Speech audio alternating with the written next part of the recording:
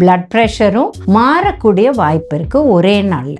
சில பேர் வீட்டில் ரைஸ்ல கூட உப்பு போடுறாங்க. சில வீட்டில் டேபிள்ல ஊறுகாவும் சால்ட்டும் வச்சிருவாங்க. ஊறுகாய் வேண்டாம். ஸ்ட்ரெஸ்னால வரலாம், இல்லை ஒர்க்னால வரலாம்.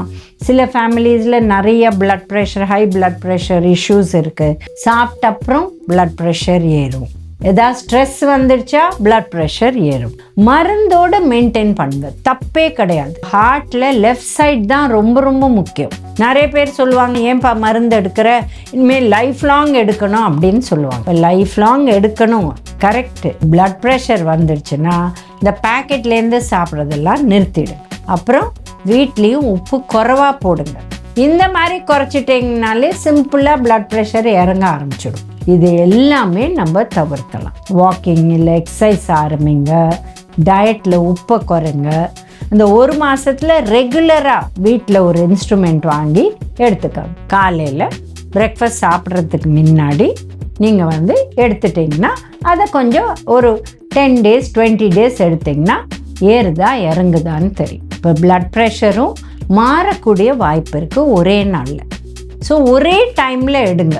காலையில் பிரேக்ஃபாஸ்ட் சாப்பிட்றதுக்கு முன்னாடி நீங்கள் எடுத்துட்டிங்கன்னா அதை கொஞ்சம் ஒரு 10 days 20 days எடுத்திங்கன்னா ஏறுதா இறங்குதான்னு தெரியும். எக்ஸசைஸ்க்கு அப்புறம் பிளட் ப்ரெஷர் ஏறும், சாப்பிட்ட அப்புறம் பிளட் ப்ரெஷர் ஏறும். ஏதாவது ஸ்ட்ரெஸ் வந்துடுச்சா பிளட் ப்ரெஷர் ஏறும். அதனால அந்த மாதிரி டைமில் எடுக்காத, இந்த மாதிரி ஏர்லி மார்னிங் லேட் ஈவினிங் எடுங்க. இது நார்மலாக மெயின்டைன் ஆயிடுச்சுன்னா ப்ராப்ளம் இல்லை.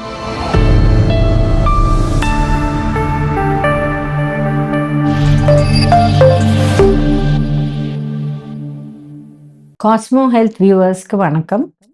இன்னைக்கு நம்ம பார்க்க போகிறது கிட்னி டிசீஸ்லேயே பிளட் ப்ரெஷர்னால கிட்னி டிசீஸ் வருது. ஸோ பிளட் ப்ரெஷரை எப்படி கண்ட்ரோல் பண்ணி கிட்னி டிசீஸ் வராத நம்ம தவிர்க்கலாம். ஸோ பிளட் ப்ரெஷர்னு பார்த்தீங்கன்னா எல்லாருக்குமே நார்மல் பிளட் ப்ரெஷர் 120/80. இது 120, 130, 140 வரலும் போனால் ஓகே. பட் 140 மேலே போச்சா ஹை பிளட் ப்ரெஷர் ஆயிடுச்சு. கீழே 80 to 85 நிற்கணும். இது 85க்கு மேலே போச்சுன்னா இது டயஸ்டாலிக்னு சொல்லுவோம். இதுவே ஹை பிளட் ப்ரெஷர். நம்ம பிளட் ப்ரெஷரை நம்மளுக்கு வந்துடுச்சு, ஸ்ட்ரெஸ்னால வரலாம், இல்லை ஒர்க்னால வரலாம், இல்லை எக்ஸசைஸ் பண்ணாதனால வரலாம், இல்லை ஹெவி வெயிட்னால வரலாம், எந்த ரீசன் இல்லை ஹெரிடிட்டினால வரலாம். சில ஃபேமிலிஸில் நிறைய blood pressure, high blood pressure issues இருக்குது, அதனால வரலாம். பட் நார்மல் ப்ரெஷரை மெயின்டைன் பண்ணுறது ரொம்ப முக்கியம். இந்த சிஸ்டாலிக்குங்கிறது 140க்குள்ளே, டயஸ்டாலிக் 85க்குள்ளே இது மெயின்டைன் பண்ணுறது ரொம்ப ரொம்ப முக்கியம். இதை மெயின்டைன் பண்ணலைன்னா லெஃப்ட் வென்ட்ரிக்கிள் ஹார்ட்டில் எஃபெக்ட் ஆகக்கூடிய வாய்ப்பு இருக்குது. இப்போ ஹார்ட்டில் லெஃப்ட் சைட் தான் ரொம்ப ரொம்ப முக்கியம். ஏன்னா லெஃப்ட் சைட்லேருந்து தான் குட் பிளட் பம்ப் ஆகி நம்மளுக்கு உடம்பு முழுக்க போகுது. ஸோ லெஃப்ட் சைடு ஹார்ட்டை ஹெல்த்தியாக வச்சுக்கிறது ரொம்ப ரொம்ப முக்கியம். ஹார்ட்டையே ஹெல்த்தியாக வச்சுக்கணும், பட் லெஃப்ட் சைடு ரொம்ப முக்கியம். பிளட் ப்ரெஷர் ஹையாக இருந்தால் அந்த லெஃப்ட் சைடு வேல்வ் தான் ஃபர்ஸ்ட் எஃபெக்ட் ஆகும். அதனால பல ப்ராப்ளம்ஸ் வரலாம். அடுத்தது ஹை பிளட் ப்ரெஷர் 200/100, 250/100 இந்த மாதிரி இருந்ததுன்னா கிட்னி கூட அஃபெக்ட் ஆகக்கூடிய வாய்ப்பு இருக்குது. ஸோ 100 பேரில் ஆல்மோஸ்ட் 90+% டயபெட்டிஸ்னால அன்கண்ட்ரோல் வருது. மற்றது கிட்னி வருது because of uncontrolled blood pressure. So blood pressure ரொம்ப ஏர்லி வந்துடுச்சு, சின்ன வயசுலேயே வந்துடுச்சு, 24, 26 வயசுலேயே வந்துடுச்சுன்னா ஒரு மாதம் ட்ரை பண்ணுங்க. டீஸ்ட்ரெஸ் பண்ணுங்க, வாக்கிங் இல்லை எக்ஸசைஸ் ஆரம்பிங்க, டயட்டில் உப்பை குறைங்க. அந்த ஒரு மாதத்தில் ரெகுலராக வீட்டில் ஒரு இன்ஸ்ட்ருமெண்ட் வாங்கி எடுத்துக்க. இப்போ பிளட் ப்ரெஷரும் மாறக்கூடிய வாய்ப்பு இருக்குது ஒரே நாளில். ஸோ ஒரே டைமில் எடுங்க. காலையில் பிரேக்ஃபாஸ்ட் சாப்பிட்றதுக்கு முன்னாடி நீங்கள் எடுத்துட்டிங்கன்னா அதை கொஞ்சம் ஒரு 10 days 20 days எடுத்திங்கன்னா ஏறுதா இறங்குதான்னு தெரியும். அதே டைமில் ஈவினிங் தூங்க போகிறதுக்கு முன்னாடி எடுங்க. ஏன்னா எக்ஸசைஸ்க்கு அப்புறம் பிளட் ப்ரெஷர் ஏறும், சாப்பிட்ட அப்புறம் பிளட் ப்ரெஷர் ஏறும். ஏதாவது ஸ்ட்ரெஸ் வந்துடுச்சா பிளட் ப்ரெஷர் ஏறும். அதனால அந்த மாதிரி டைமில் எடுக்காத, இந்த மாதிரி ஏர்லி மார்னிங் லேட் ஈவினிங் எடுங்க. இது நார்மலாக மெயின்டைன் ஆயிடுச்சுன்னா ப்ராப்ளம் இல்லை, நீங்கள் மருந்து எடுக்க வேண்டாம். பட் டாக்டர்ஸ் மருந்து சஜஸ்ட் பண்ணுறாங்க, உங்களுக்கு ஹை ப்ரெஷர் இருக்குன்னா மருந்தோடு மெயின்டைன் பண்ணுங்க, தப்பே கிடையாது. நிறைய பேர் சொல்லுவாங்க 24 25 வயசு தான், ஏன்பா மருந்து எடுக்கிற, இனிமேல் லைஃப் லாங் எடுக்கணும் அப்படின்னு சொல்லுவாங்க. இப்போ லைஃப் லாங் எடுக்கணும் கரெக்டு, பட் ப்ரெஷர் மெயின்டைன் ஆகலைன்னா அது பெட்டர். ஏன்னா நீங்கள் லைஃப் லாங் எடுக்கணும்னு மருந்து எடுக்காத விட்டுட்டிங்கன்னா உங்களுக்கு ப்ரெஷர் ஏறி உங்கள் ஹார்ட் இல்லை கிட்னி அஃபெக்ட் ஆயிடுச்சுன்னா ஒர்த்துட்டே கிடையாது. அதனால மருந்து எடுத்ததுனால தப்பு கிடையாது. உணவில் பார்த்தீங்கன்னா சோடியமை குறைக்கணும். உலகத்தில் 2 grams இல்லை 3 grams சோடியம் தான் எல்லாருக்கும் நார்மல் டெய்லி டயட்டில் எடுக்கணும்னு சொன்னாங்க.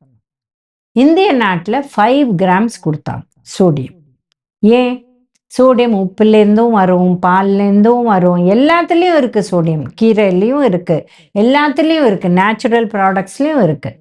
பட் நம்ம அப்பா அவங்க டிசைட் பண்ணும்போது அக்ரிகல்ச்சரல் கண்ட்ரி, ஸோ வெளியில இருந்து ஸ்வெட்டிங் ஆனதுனால நம்மளுக்கு சோடியம் நிறையா கொடுத்தாங்க.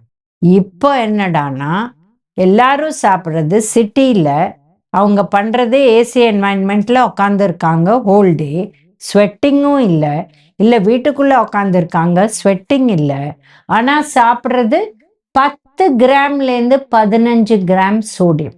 இது மெயின் ரீசன் வருது நம்ம உணவுலேருந்து. எந்த உணவுலேருந்து? வெளியிலேருந்து பேக்கெட்டில் சாப்பிட்ற உணவுலேருந்து. ஒரு சிம்பிள் எக்ஸாம்பிள் எடுக்கலாம். ஒரு சூப் நம்ம வீட்டில் காய் வேக வச்சு சாப்பிட்டா ஒரு 200 ml டம்ளரில் 2 milligram சோடியம். இதே ஒரு பேக்கெட் சூப் இல்லை சூப் கியூப் போட்டு நீங்கள் சூப் பண்ணி அதே 200 ml சாப்பிட்டா 20 milligram சோடியம், 10 மடங்கு ஏறுது. இதே தான் உங்கள் பேக்கெட் நூடுல்ஸு, பேக்கெட் பாஸ்தாவில், பேக்கெட் எது சாப்பிட்டாலும் சோடியம் 3 விதம் வருது. ஒன்று உப்பு, ரெண்டாவது டேஸ்ட் என்ஹான்சர், மூணாவது ஸ்டெபிளைசர்ஸ். இது எல்லாத்துக்குமே சோடியம் சத்து ஏறி இன்னைக்கு அந்த உணவு நிறையா சாப்பிட்றதுனால சோடியம் ஜாஸ்தியாகி பிளட் ப்ரெஷர் ஜாஸ்தியாகி. ஸோ பிளட் ப்ரெஷர் வந்துடுச்சுன்னா இந்த பேக்கெட்லேருந்து சாப்பிட்றதெல்லாம் நிறுத்திடுங்க. அப்புறம் வீட்லேயும் உப்பு குறைவா போடுங்க. சில பேர் வீட்டில் ரைஸில் கூட உப்பு போடுறாங்க, இதை வேண்டாம். நம்ம சாலட்லேயும் ரைஸ்லேயும் உப்பு போட வேணும். ஏன்னா மற்ற உணவில் இருக்குது இல்லைங்களா, உங்களுக்கு சாம்பாரில் இருக்குது, ரசத்தில் இருக்குது, சிக்கனில் இருக்குது, எக்கில் இருக்குது, எல்லாத்துலேயும் உப்பு போடுறோம். ஸோ இதில் போடவே வேண்டாம், இந்த அளவு உப்பு குறைக்கலாம். சில வீட்டில் டேபிளில் ஊறுகாவும் சால்ட்டும் வச்சிருவாங்க, அந்த சால்ட்டை போட்டு போட்டு சாப்பிடுவாங்க, அதை எடுத்துருங்க. ஊறுகாய் வேண்டாம். அதுவும் ஊறுகாய் வீட்டில் பண்ணி வெறும் ஃப்ரெஷ் ஊறுகாய் பண்ணி கொஞ்சமாக உப்பு போட்டு அதை ஃப்ரிட்ஜில் வச்சு 3 நாளில் முடிச்சுட்டு திருப்பி ஊறுகாய் போட்டால் அந்த மாதிரி சாப்பிட்லாம். பட் ஆவக்காய், வடுமாங்காய், மாங்காய் தொக்கு இதெல்லாம் ரொம்ப உப்பு, அதெல்லாம் அந்த காலத்துக்கு ஏற்றது. அடுத்தது வத்தல், வடகம், அப்பளம், இதெல்லாம் கருவாடு, இதெல்லாம் ரொம்ப ஹை சால்ட், இதெல்லாம் சாப்பிட வேண்டாம். இந்த மாதிரி குறைச்சிட்டிங்கனாலே சிம்பிளாக பிளட் ப்ரெஷர் இறங்க ஆரம்பிச்சிடும். ஏன்னா டூ மச் சால்ட் ப்ரெஷரை ஏற்றும். ஸோ இந்த மாதிரி ரொம்ப முக்கியம். ஃப்ரூட்ஸ் எடுத்துக்கோங்க, ஏன்னா ஃப்ரூட்ஸில் பொட்டாசியம் இருக்குது. சோடியமும் பொட்டாசியமும் நம்ம செல்லில் 2 சைடில் அது பேலன்ஸ் ஆகுது. ஸோ சோடியமை குறைச்சி பொட்டாசியம் உள்ளே போச்சுன்னா ஆட்டோமேட்டிக்காக உங்களுக்கு ப்ரெஷர் இறங்கும். அதே மாதிரி ஃப்ரூட்ஸு, லைம் ஜூஸ், இதில் எல்லாம் பொட்டாசியம் இருக்குது, இதை எடுத்துக்கலாம். Green leafy vegetables, high fibre foods எல்லாமே நல்லது பிளட் ப்ரெஷர். உங்களுக்கு வெயிட்டு, ஒபேசிட்டி, ஓவர் வெயிட்னால வருதுன்னா வெயிட்டை குறைக்கிறதுக்கு பண்ணுங்க, ஆட்டோமேட்டிக்காக ப்ரெஷரும் மெயின்டைன் ஆகும். ஸோ பல விதமாக நம்ம பிளட் ப்ரெஷரை மெயின்டைன் பண்ணணும். ஏன்னா பிளட் ப்ரெஷரை அன்கண்ட்ரோல் வச்சா ஸ்ட்ரோக் வரலாம், கிட்னி டிசீஸ் வரலாம், ஹார்ட் ப்ராப்ளம் வரலாம். இது எல்லாமே நம்ம தவிர்க்கலாம். ஸோ ஜாகிரதையாக இருக்கணும். வெளியிலேருந்து எக்ஸ்ட்ரா சோடியம் இருக்கிற உணவு சாப்பிட வேண்டாம். ஏன்னா நிறைய பேர் நினச்சிப்பாங்க சோடியம்னா சால்ட் ஒண்டி தான். இல்லை, சோடியம் பல விஷயத்தில் வருது. டேஸ்ட் என்ஹான்சர்ஸில் வருது, ஸ்டெபிலைசர்ஸில் வருது, உப்பு எக்கச்சக்கமாக இருக்குது. இப்போ அரிசி பொரியே எடுத்திங்கன்னா ரொம்ப உப்பு. உங்களுக்கு பொரி சாப்பிட்ணுன்னா நெல் பொரி இல்லை அவல் பொரி வாங்கி வீட்டில் கொஞ்சமாக உப்பு போட்டு அதை பண்ணி சாப்பிட்லாம். அரிசி பொரியில் ரொம்ப உப்பு போடுறாங்க. அப்பளம் கூட வெளியிலேருந்து வாங்கினா ரொம்ப சோடியம் இருக்குது.